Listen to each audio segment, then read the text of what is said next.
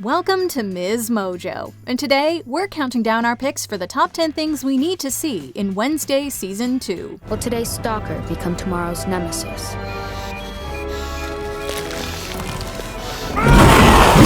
I know the suspense is killing you. For this list, we'll be looking at the unanswered questions from the show's inaugural season, along with who and what we want them to explore in Season 2. Of course, there will be spoilers. What are you most looking forward to in Season 2? Let us know in the comments.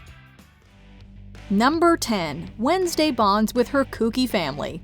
The supernatural comedy horror series started out with typical teenage tension between Wednesday and her parents, especially between mother and daughter. I have no interest in following in your footsteps, becoming captain of the fencing team, queen of the dark prom, president of the Seance Society. Wednesday needed to get out of her mother's shadow, and Morticia needed to let her daughter become her own person. The season ended with everyone on good terms, meaning we could get more time with the fam next season. Could Pugsley attend Nevermore? Maybe Morticia could fill the vacancy left by Ms. Thornhill as professor of botanical sciences. Or Gomez could teach fencing. How many fathers hand their daughter a fencing blade when she's 5 years old?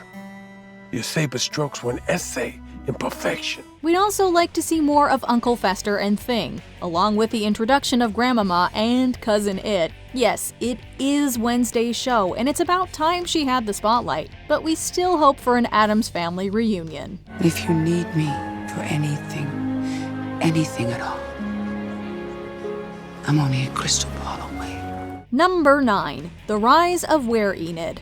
When we're introduced to Wednesday's bubbly, roomy Enid Sinclair, she's struggling with transforming into a werewolf. She can manage the claws, but when it comes to fully wolfing out, she's a late bloomer. Well, that is a disappointment. That's me. Huge disappointment. Her mother even wants to send her to camp to move the process along, but Enid stands her ground and accepts that it'll happen in time. I just hope that one day you'll finally be able to accept me for who I am. It's quite a surprise when she transforms just in time to save Wednesday from Tyler in his murderous Hyde form. The beautiful multicolored lycanthrope goes head-to-head with the monster, which is quite the feat for a newly transformed werewolf. We're anxious to see more of Enid doing Enid, growing into her ability and wolfing out on the reg. Whoa. Number 8. More of Nevermore's supernatural students. Let me give you a wiki on Nevermore's social scene. I'm not interested in participating in tribal adolescent cliches. Then use it to fuel your obviously bottomless pit of disdain. In Season 1, Wednesday learns about the supernaturally gifted cliques at Nevermore. Vampires, werewolves, gorgons, and sirens, better known as fangs, furs, stoners, and scales. We spend time with the werewolves and sirens, and learn a little bit about gorgons, shapeshifters, hides, and different types of psychics, but there's not much vamp action. Yoko Tanaka is a member of the Nightshade Society, yet we don't get to know her. She makes a killer virgin mojito. Can get pretty wild. Wow, do you guys even have a bedtime? And what about the outcasts on the fringes of the core cliques, like the faceless students? Could there be any fairies, banshees, elves, or witches? We also want to see more of Nevermore Academy itself. There must be some really cool classes other than fencing and botanical sciences. The possibilities are endless. I go for quality over quantity. Number 7. The mysterious Vincent Thorpe. Nevermore's resident tortured artist went through a lot in Season 1, repeatedly rejected by his crush, attacked by his own paintings, and wrongfully accused of murder. He was also almost hit with an arrow, but Wednesday takes the hit instead. Oh my god. I'm fine. Go, get them out of here. Now! Xavier's famous father, Vincent Thorpe, was mentioned a few times throughout the season, but we never saw him. And with Xavier knowing Wednesday from childhood, Vincent likely knows Morticia and Gomez. My brother's his #1 fan. Watched this Vegas special so many times, I'm surprised it's not imprinted on his eyeballs. From what we know, he's distant and cares more about his celebrity image than his son's well-being. He didn't show up to Parents' Weekend or when Xavier was temporarily jailed. The break from school would be the perfect time to explore the strained relationship between father and son. Not sure how much more of this family togetherness I can take. Number 6. Bianca and the Morning Song Cult. When am I gonna get some real competition? Anyone else want to challenge me? I do. From the beginning, the powerful siren Bianca Barclay is positioned as Wednesday's rival. But throughout the series, we see that deep down, she's a good person. When we meet her mother, Gabrielle, in episode 5, we learn that Bianca's birth name is Brandy Jane. And she escaped Morning Song, a cult led by her new stepfather named Gideon. Don't say that man's name to me.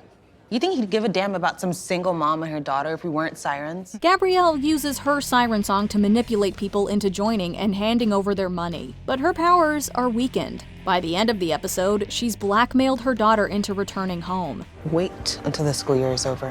How do I know you won't run away again? Because you both have too much to lose. Given society's fascination with cults, Morning Song could play a large part in Season 2, possibly infiltrating Jericho and the normies. The more you listen to them, the more they sink their claws into you. How do you know? I just do.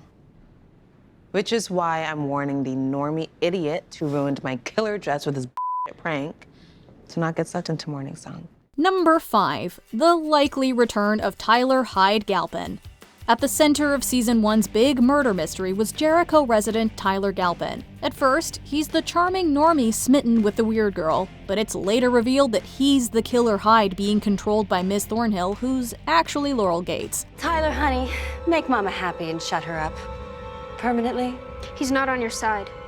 Tyler will do anything for me. The last scene of the finale shows a restrained Tyler waking up and turning into his Hyde form, suggesting this isn't the last we've seen of the barista/serial killer. Will he still be a villain, or will the absence of Laurel's control change him? You're like a cockroach. Please, flattery will get you nowhere. This will not end well for you. What if Wednesday visits him in prison, or wherever he ends up, and asks him for help on the new mystery a la Clarice Starling and Hannibal Lecter? Now, that's something we'd like to see. You have no idea what's coming. Number 4. Nevermore's new principal.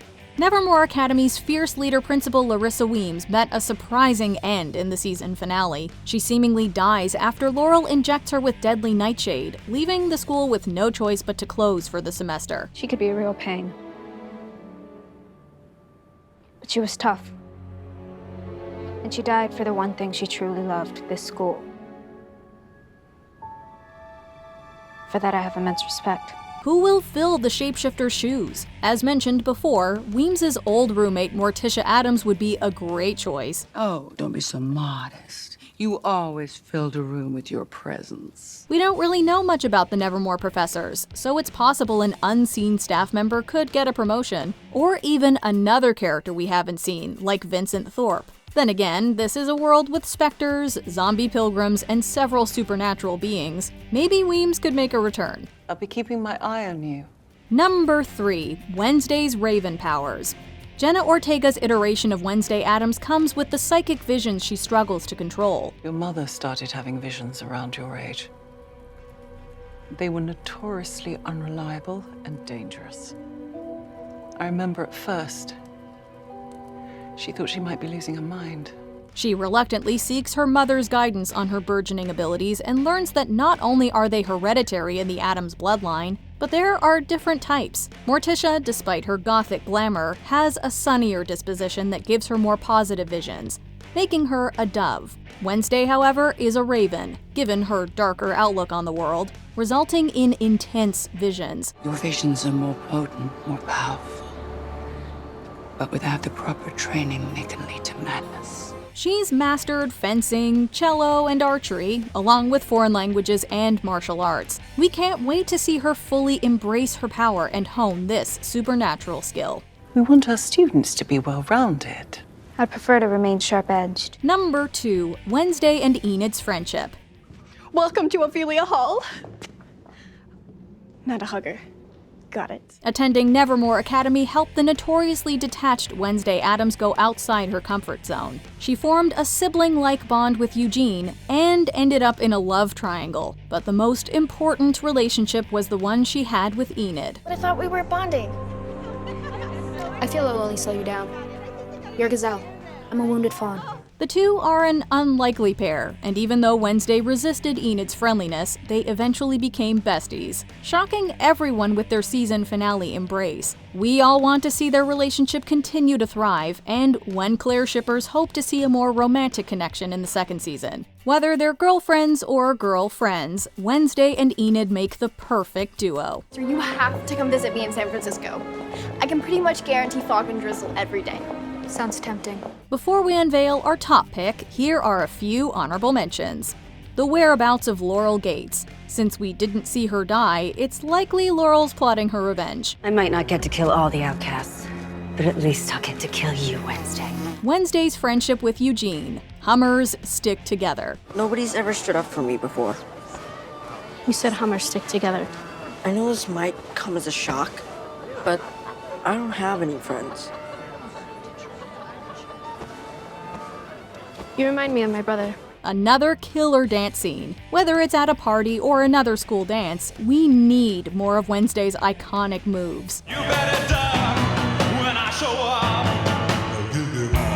Before we continue, be sure to subscribe to our channel and ring the bell to get notified about our latest videos. You have the option to be notified for occasional videos or all of them. If you're on your phone, make sure you go into your settings and switch on notifications.